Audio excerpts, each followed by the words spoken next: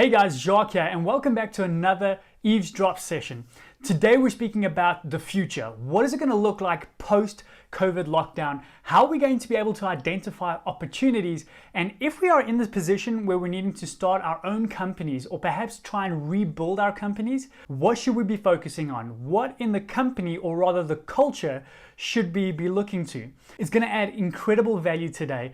We know that there's a little bit of glitchiness at certain parts because the internet connection wasn't great. Please forgive that.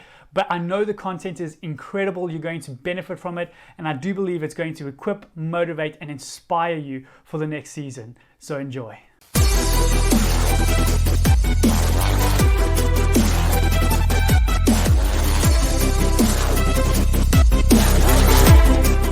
Hey Jacques, how are you, brother? I'm getting yourself, Wes. Yeah, good man. Fantastic. Good to see you again today. Yeah, man, you're looking quite cozy. Thank you. Yeah, it's a little bit fresh here in Joburg. As that's what the beanie's on and keeping my hair nice and slick. I thought it was just a bad hair day. It is. That's why we got it. Every day for me is a bad hair day, right? Hey, but you rock it, eh? You rock it. Thank you. Awesome, Wes. Well, thanks for again coming on. I'm loving this. We're getting so much out of this, and I think the people watching as well. So we've got tons of content we've got lined up, and I know we're going to have other people on as well that's going to be joining us in the next couple of weeks. So I'm excited for that. But yeah, I'm excited for today as well. Do you want to quickly share about because I mean this was your topic that you brought to the table. Do you want to share a little bit about it, and we can get into it? Yeah, where we're at in the current climate in the world and in South Africa, because this is, as much as what you attention to what's happening on the local platform, and yet it's the same language, where people are very worried about a lot of things. And in particular, they're worried about two things. Will I die? Okay. And then if I don't die, will I survive this? And that's two different conversations, really. 100%. The one is around, will I die of coronavirus? And if I don't, how am I going to survive living after the lockdown? And what does the future look like? And that's where the key is people are really concerned about the future. Yeah. So I think that's something that's I've been chatting to a lot of people about. They've been chatting to me about the future. What does it look like? How does it work? Where we're going? What does this new world look like? The fact that everything is going to be different and things are going to be radically changed. So yeah, I think it's really around talking about the future, which in a way is a challenge because we don't know what the future looks like. Yeah. And then at the same time, quite exciting because it hasn't been designed yet, so we still get to do it. I think there's a great quote that I remember that says, the best way to predict the future is to design it yourself. And yeah. I think we're in such an interesting space where as much as we don't have, if in our own eyes, all that power to design the future, we do get to design our future. Because if we don't design it, someone else will. The question is, are we going to be happy with that design, or are we going to wish that we'd actually put more effort into design it the way we want it to be? Yeah, I think, either way, the future is going to happen. You either create it around you or it's created for you. Yeah. But don't complain at the outcome of either one, and it's the kind of thing where I think we need some stability, but we need some flexibility at the same time. Learning to adapt, holding on to this time where things are changing so radically, maybe holding on to those things on change, and not holding on to everything that's going to change or everything that used to be in the past, but learning to be a little bit more flexible and adaptable. Yeah. What I also think is a lot of people who are watching what's going on in the news, the speculation that's coming up about the whole COVID virus. I don't know if you've seen the stuff on the news about what is to blame, what is COVID exactly, and the fact that there are certain people in power who are pushing their own agendas within this whole space. I think despite those powers, if you would, there's still a lot that we can do from our side that that would create the environment that we are looking for, at least to some degree. Jim Rohn said that we have to be aware that the same wind blows on all of us, but it's the set of the sails that determines the destination. So we're all caught up in the same storm, but how we set our sails is going to determine what our outcome is, if it's going to be preferential for us, or whether we are just going to go with the breeze and end up where someone else is going to be pushing us. So sure. Yeah, I think we do have a lot of power in ourselves in that space, but we've got to understand the surroundings, our immediate surroundings as well. Understand what's going on around us to be able to navigate that. Yeah, that's very good. I think you can either get blown away or you can get blown towards. So your call as to it's going to happen. Yeah, it's going to happen. So it's your call as to where you end up. 100%.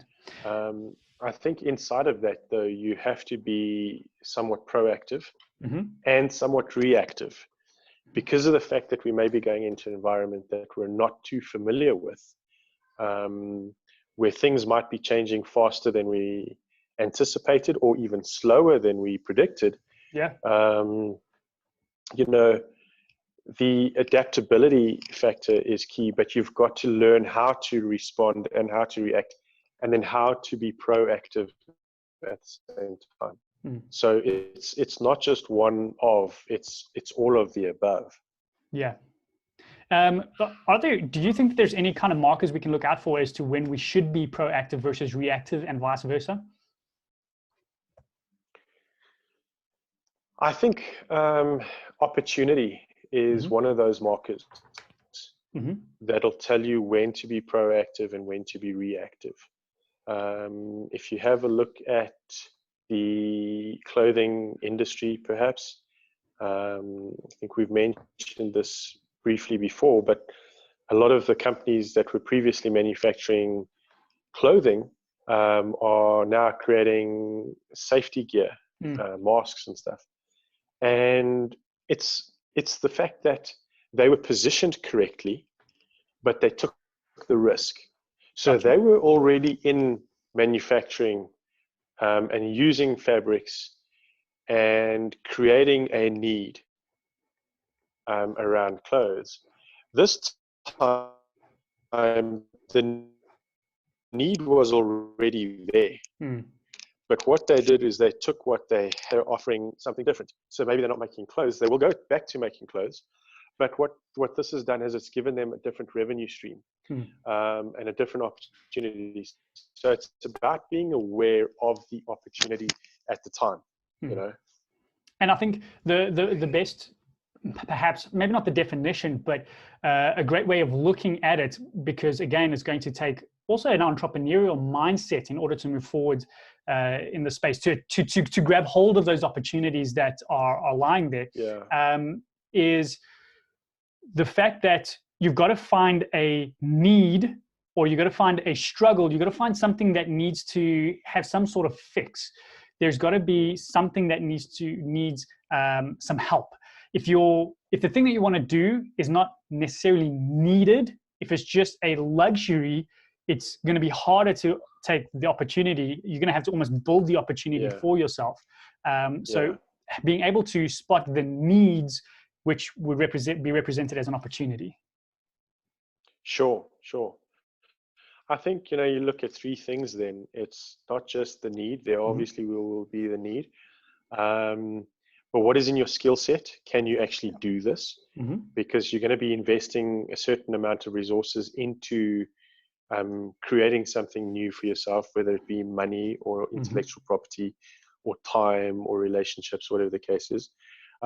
So is it in your skill set? And if it isn't, can you leverage a network that is prepared to offer you what you don't have and still add value to you? And then here's the deal. There might be a need for it. You might even have the skill set, but are you actually able to make money off of it? Got you. because if you're not able to make money, then it's kind of pointless. Even though I've said before that business has more than one bottom line. It's not just about profit. People need to profit, and not just from money.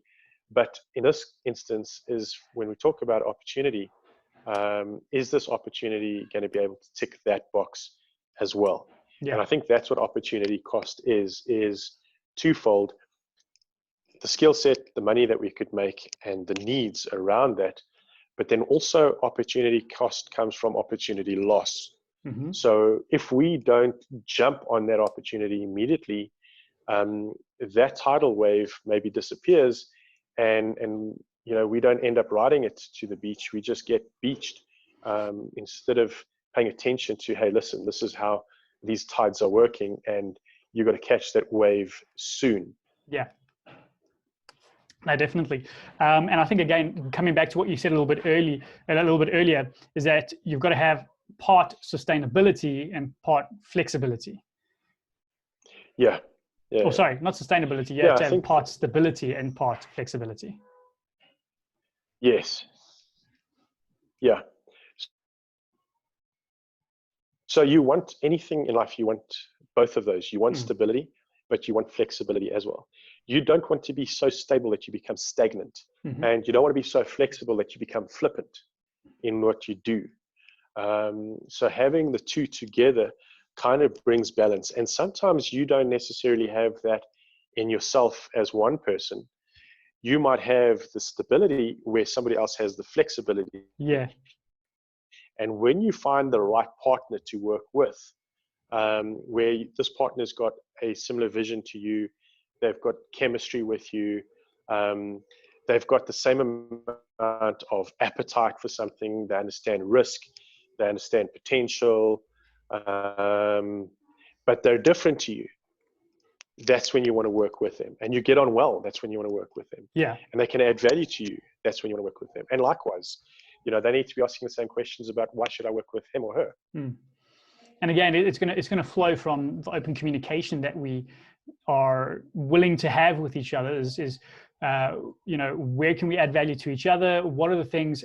And I think it is being completely open with the other person, allowing them to know, listen, I don't agree with this. This is a part of, if you would, what I feel very strongly about, and coming to a consensus on a particular topic, navigating it.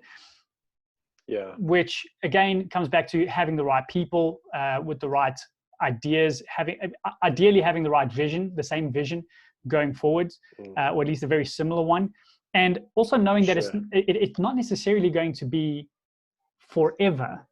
I mean, you don't want to think about that, but again, it's seasonal. One of the best quotes that I ever heard or someone shared with me is that success is not necessarily a lifetime definition. What you believe success to be today is not what it's going to mean for you in 10 years' time. It's seasonal. Correct. So the thing you got to ask yourself is, what does success look like to me now in this season? Yeah. And you surround yourself with the people that are going to help you with that, and the people that you can help in that season to help you achieve that success, because it should never be a one-sided, everything for me kind of success. I mean, that's not true fulfillment, if you would. So yeah, definitely having that whatever the word is, syncing between the two of you is obviously very key. One of the things I want to also just touch on to get a little bit deep into that is when you're talking about the stability, what would some of the factors be that you would look for, or that you would want to keep stable within your life, or in your ideology going forward, when you're meeting people, when you're dealing with people, trying to look for someone to partner with to bring in that other side that you can't really handle yourself? Yeah. I think two things there is culture and vision, and then values. So it's actually three. If you're partnering with somebody, number one, make sure that they have got similar values to you. And what stability refers to for me there as well is, what am I prepared to risk, and what am I prepared to allow some opportunity to say, okay, I'm prepared to lose this, but this is non-negotiable. because you don't want to sell yourself out to something if it's not actually worth buying, as a Yeah. matter of fact. So the values that I think that you need to keep stable are the ones that have kept you going so far. Mm-hmm. But it's a funny thing because values are one of those things that should be valuable. They give you the ability to achieve something. It's like when I work with clients around values, often we talk about communication being a value, and yet it's probably one of the biggest frustrations that they have. Yeah. And the reason for that is because a frustration is an unmet need or want. So when they talk about like communication being our value, and yet we're not doing it, that's where they get the frustration from.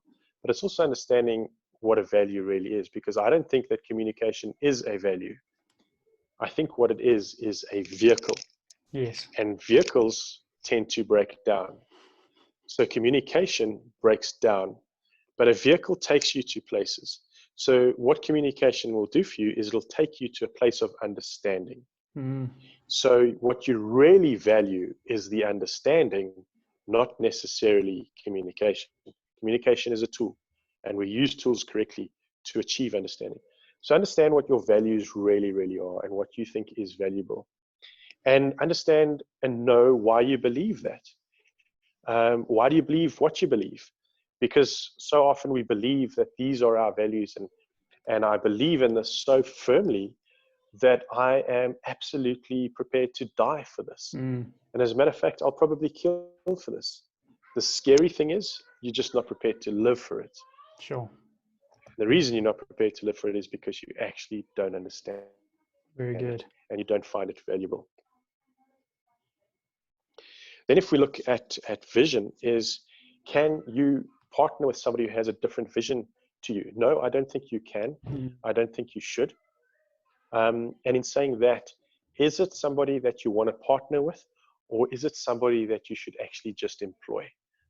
Because you don't always want to just partner with the first person that you have chemistry with and that there's a synergy and you guys think similar and you have fun together. Because maybe on two different journeys and you've invested a lot of time and energy and money into this and you end up going in two different journeys anyway. Mm. So make sure that that person that you partner with has clarity of vision, and so do you. And then don't necessarily start a company. Sure. Even though that we're talking about opportunity now, and the fact that the nice thing about the future is that it hasn't happened, so we still get to design it, and people are able to start companies. Don't. What you want to start is a culture. Mm. And I tell you why. When you start a company, people are attracted to your company for the package that you're going to be paying them. Mm. And in the beginning, they need that money. And then eventually their lifestyle increases and they haven't fully bought into you as a leader or a visionary or whatever the case is, a coach. And they want to start upgrading their lifestyle, but what you're paying them doesn't help them do that. So they start looking around and they leave your organization for R1 more. Because at the end of the month, we're always R1 short. And so for R1 more, 1,000 Rand more, 10,000, you've put all your time and effort into this person, and they leave to go to the opposition or they leave to become opposition. But they've taken everything that you've given them over that period and they've moved it to somewhere else. So that's what happens when people start a company. They're attracted to you for the package. But when you start a culture, you're not even talking about a company. You're not even talking about the package. You're talking about something far bigger than who we are. Mm-hmm. And we know that in culture, three things happen. People believe, belong, and behave. Do they believe in what we do? Do they belong here? Can they add to this? Can they contribute versus just consume? And do they behave in such a way that we can replicate who we are even when we're not around as leaders? And, I think if you have a look at that, a lot of leaders are saying to me, where's my staff are just not buying into this. They're not sold out. So I said, well, what are you selling them? What's the cost attached to that? Because if they don't understand that there's a cost attached to it, they're not actually going to be a part of this, and they're not going to want to contribute to that. So they've got to understand that you have to be a contributor as well. I think that's why culture versus company is so much more important, because inside of that is that vision, is that energy. It's the why we do what we do. Very good. I love that. So culture, vision, and values, obviously all things that you don't necessarily want to, you don't want to compromise. You don't want to give it away. You don't want to lose that within yourself. I think, again, like you're saying, the culture is I think it's an extension of who you are. You can't try and build a culture that's not you. If you're trying to build a culture that's not you, you're gonna frustrate everyone, including yourself. And I think, like you said, don't build a business first, build a culture. That culture will eventually, if it's got the legs, if it's got the makeup to become a business, will eventually get there. But then that business still has to carry your personality, has to carry who you are.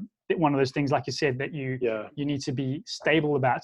But then when it comes to the flexibility, because you'll get those people who perhaps don't understand necessarily what it is that they are looking for, but then you're also going to get those people who are so set in what they want and what they have that they're not going to be flexible enough. What are the certain things that you would look for in being flexible to design the future? Sure. I think that is greatly specific to the context of that individual at that point in time. So it's a fairly difficult question for long. But for example, how fast is this person prepared to adapt to change? Because yes, the one thing that we've got to keep firm in front of us all the time and be stable on and be almost dogmatic about is our vision. And this is what we want to achieve. But it's the how you get there that may need to flex a little bit. We can put out a roadmap for the organization, but the map is never, ever the territory. So we draw up this big map and we think, fantastic. But until you actually get to the territory where the map's showing you to go, things by that stage have shifted in the environment. Maybe there's a pothole, maybe there's a roadblock, maybe there's been a rock collapse and now that whole road's closed and now you've got to go a different route. So it's about the adaptability that you're saying, listen, I want somebody who's flexible enough to change like that if we need to. Because what happens is we become so bulky in our thinking, in our headspace, that we're no longer nimble on our feet. So have that vision, be strong and firm on that vision, but be able to say, hey, listen, based on the current circumstance, let's learn to flex a little bit more, So it's a difficult question to answer. And like I said, I think it does come down to the person's current situation where they're at. But you used a great term just now around communication. I think that is key, is when something needs to shift, don't be so afraid of having a messy discussion about something that you stay away from it. The sooner something comes up, talk about it. Yeah. It's almost that microwave conversation versus your pressure cooker conversation. Yeah. Get it into the microwave, get that popcorn popping. Let's talk about it. Let's consume this. Let's move on. But if we put something to stew over hours and hours and hours and hours until that pressure cooker blows, man, we're in trouble. Yeah. So be on top of things straight away. So now, obviously, to have that kind of discussion, so you're going to be, number one, you're going to be a good leader of people to manage it. And the nice thing is that leadership can be learned and it can be grown and it can be adapted. Yeah.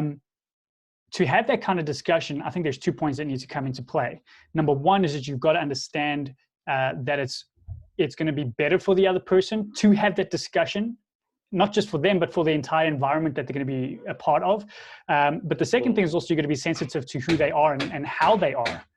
in order to manage the way that you are communicating it, the way that you are structuring the conversation, and inside of that, taking as much as you can't take yourself out of the situation, at least minimizing your own bias, your own bent to the situation, because we can come in and say, listen, this is what I've seen, this is how I see it, this is what is going on, without saying, okay, what is your situation? We've noticed this.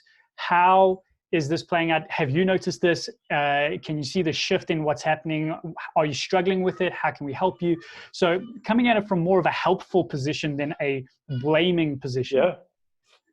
Yeah, I think you spot on there. I think the key there is to go back to understanding, where understanding is not necessarily agreeing, but understanding. It's a supportive perspective. It's an approach to something.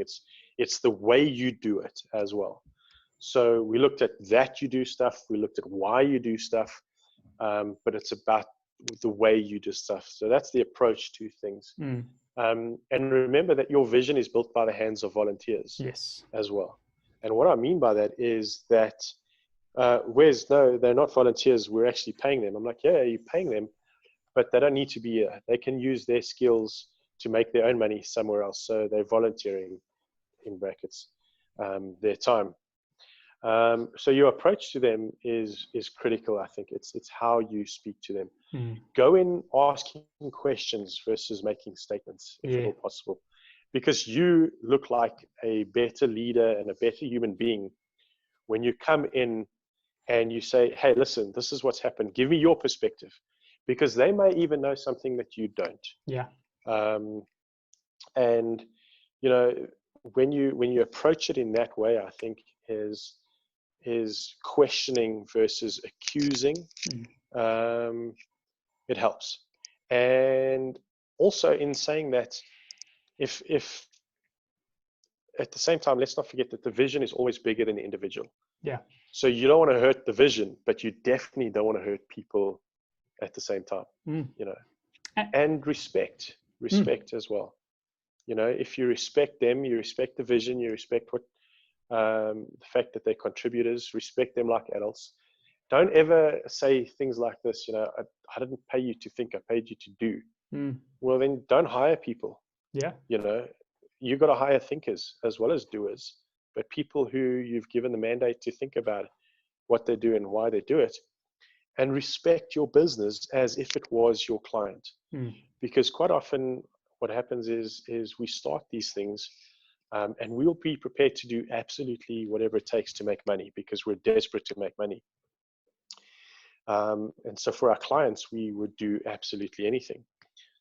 Well, why don't we treat our business like we treat our clients and respect that the same way? Have a relationship with your business as well. Understand your business. And we learn to understand our business from our clients because they probably know more about our business than we do. As a matter of fact, because we're offering them a service that they've been leading for the longest time and just haven't got it. But then the people that we've got on board might know a little bit more about our business than we do. And that's why we hire people. Absolutely. There's no point in hiring another one of you. You've got enough of you in the company anyway. You don't need someone who's just going to, to be a yes man is not valuable, because I can have my own thoughts at my own time and decide my own things as I want. I don't need someone else to just validate everything I'm saying. As a matter of fact, it's the same in anything in life. The only time that you really grow from something is once you fail at it.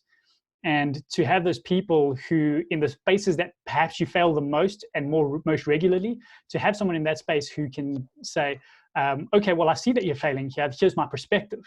And bringing in those outside elements to help. It takes a whole lot of humility in that as well. One thing that you did mention, and I would say this because I believe in South Africa specifically, when you spoke about treat your business as you would your clients, it's such a key idea. But I think there's also a lot of people who don't necessarily understand how to treat their clients. Now, I don't want to get too much into this because I think that there's so much to unpack here that it should actually be another discussion. But I've spent some time with you and seen how you've both spoken into my life in this sort of way and seen you represent this as well, is you've got such a high, you feel that high responsibility for other people because you know that you're giving them value and that you want to give them all that you can and more. But that's not necessarily where a lot of people are in their business. So I think we're going to have to speak around that perhaps at a later stage about what does it actually mean? Like, how should we actually treat our clients? There's an incredible book that I've gone through recently, which is called The Thank You Economy by Gary Vaynerchuk. And it was an incredible eye-opener as to, if I had to look at South Africa right now, if any business wants to be successful in South Africa now, especially coming out of this lockdown period, to apply the thank you economy in the sense of adding as much value as you can, appreciating the clients as much as you can, going out of your way where you can to help them. If a company can simply offer that, it's going to go a long way to achieving the success that they're trying to get to without needing so much of the politics within the business to try and make it run as smoothly and as crisply as possible. It's that, like I said, it's that relationship that you're building. It's that partnership that you're actually building with your clients. And if you can build that within your own environment, within your own culture, it's going to catapult it even further, because then you and the people you're going on this journey with are speaking the same language, treating people the same way, and people would rather come to you and your collective than they would go to someone else who just has a pretty website and has some credentials under their name. Sure. Yeah, I think that's a good point. But I think that it starts internally first, is that whoever's leading the organization needs to understand that he's got two clients. He's got the clients who work for him, and he's got the clients who pay him. So the first set are obviously the staff that he pays, and treat those people with the dignity and the respect and the honor that is due to them. And, be prepared to serve them and engage with them, and know that it's our business, not my business. This is our business. This is our opportunity. I'm creating a platform perhaps for that. But you're creating the hands so that, we can achieve it. And then, going back to the fact that what is it that we talk about lately is, we need to be customer centric. And I'm like, you got to be freaking kidding me. Why do we have to have that conversation? Surely customer centricity is what it's about anyway. Is the customers at the center of everything.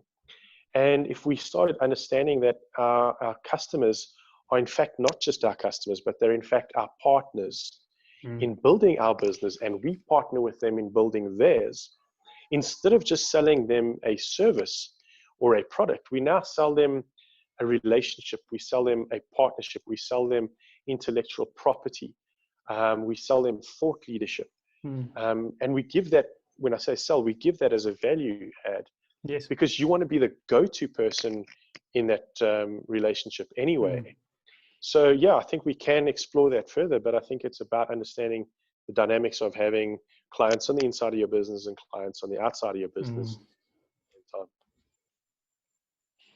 No, definitely. And I think the way that you structured it there almost echoes what Zig Ziglar used to say. He said, you can have everything in life you want if you're willing to help enough other people get what they want. And it's a matter of helping them get what they want. Is not just I can help you with with the service that I provide. It's okay, so I see your vision, I see what you're trying to achieve, and as much as this is what I offer, I can perhaps help you in X, Y, and Z as well, even if it's just for direction, rather than saying, well, this is all we do and we're not touching anything else. We're not going to try and add value in any other way.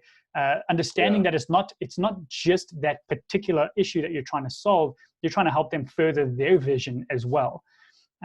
Correct. So and that's, like you said, it's not just the clients outside, it's the clients inside. It's those people who are working with you and around you, the people inside your business, inside your culture. They've got a vision for their lives. It doesn't directly relate to yours. They've got something they want to achieve as well. How can you, in dealing with them and creating an environment where they can succeed as well, how is that helping them to achieve their vision for their life, for their family, for their future? How are you, because as much as you might be the leader in the situation, you are also the one who's going to equip them to be a leader in their life, in their family, in their relationships. Yeah.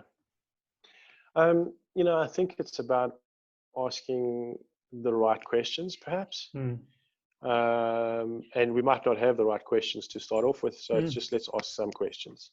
Oh, and brilliant. The more we ask, the better we get at asking, I think.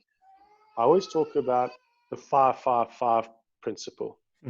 I had a friend years ago who stuttered a lot, and he used to rip himself off from stuttering, and he told me this thing that happened 5 years ago.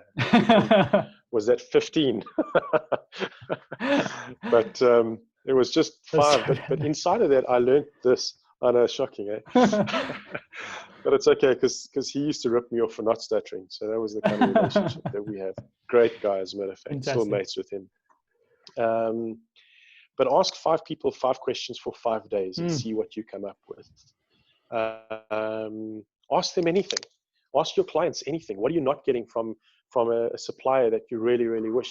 If the one thing in your business could change, what would it be? What do you think that you need?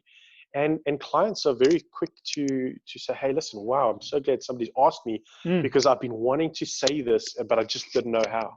Brilliant. I remember asking a client, what's going to take you, or rate your business out of 10? And he said to me, it's about a 7. I said to him, what's it going to take to go to 8? I don't care about 9 and 10, right? I care about 8, because that's the next step. And he said to me, this and this and this. And I said to him, well, I can help you the first 2, but the second and the third one, I can't really help you with. And that's all of a sudden where I learned what his needs were as well, by just asking the kind of question, rate your own business out of 10.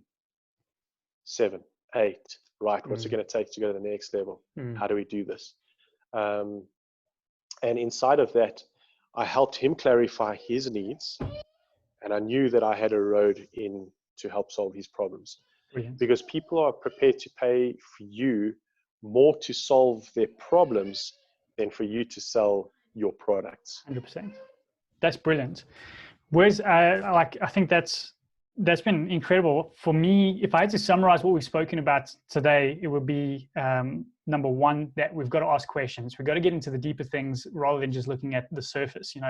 We do ask the surface question, what's the future going to look like?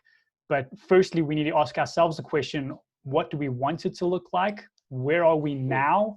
And how can we help other people to get there as well? So it's ask the right questions, and make sure that you're not just asking them of yourself, but ask them of people that you that you wouldn't usually speak to. I think we've got the people around us who we hear from every single day. Maybe not so much now in lockdown, but we speak to them on a regular basis, and we understand how they think. What we need is people who are going to think differently, who are going to challenge the way that we think, who are going to challenge our perspective of life. So, I would throw that challenge out. Ask 5 people 5 questions for 5 days, and see what you get out of that. How much value is that actually going to add to your life? How much value could you add to other people's life just from the information that you gather from that? So, whereas for me, that's great. That's a lot that I've come out of it with. Is there anything else that you want to add to the conversation? Any other thoughts that you wanted to touch on before we head out? Sure. I think maybe just as a parting shot here is to go back to our initial question around, the future and what is it going to look like? That's out of our control. Sure. So maybe a better question is, what will I look like in the future versus what will the future look like? Because I'm not in control of the future, but I am in control of me. And let's rather ask something that we're in control of to a certain degree, because we can actually put some things in place. We can create some habits. We can create some designs. And maybe that's where it starts, is what will I look like in the future? Mm. So I prepare myself now, and I create a world around me versus the world around me creating me.